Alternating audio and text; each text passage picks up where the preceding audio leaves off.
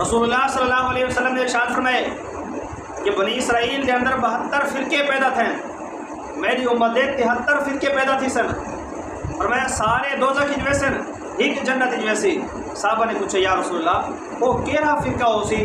فرقہ اے مراد نہیں فرقے جڑے سارے ہاتھ چلتے بن فرقے، اے فرقے انہیں دا فروعی اختلاف ہے، انہیں دا فروعی اختلاف ہے، مطلب جزیات دا اختلاف ہے۔ یہ سارا مسلمان ایک کو فرقہ ہے، بریلوی ہے، دیوبندی ہے، اہل حدیث ہے، یہ سارے مسلمان دا ایک کو فرقہ شمار کرے، یہ الگ الگ فرقہ نہیں۔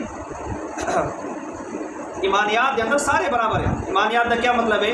آمنت باللہ اللہ تے سارے دا ایمان ہے، و ملائکتی اللہ دے فرشتے تے سارے دا ایمان ہے، و کتبہ و رسلہ اللہ دے آسمانی کتابیں دے، اللہ دے سارے پیغمبر دے سارے دا برابر دا ایمان اور یقین ہے، والیوم الاخر آخرت تے سارے دا ایمان یقین ہے، والقدر خیرہ تقدیر اچھی بری تے سارے دا ایمان یقین ہے، والبعث بعد الموت اور موت دے بعد اٹھن تے آخری زندگی تے انہاں دے سارے دا ایمان یقین ہے، سارا ایکو گروہ ایکو فرقہ ہے۔ تبارک فرمایا ایک فرقہ ہے جڑا ناجی ہے۔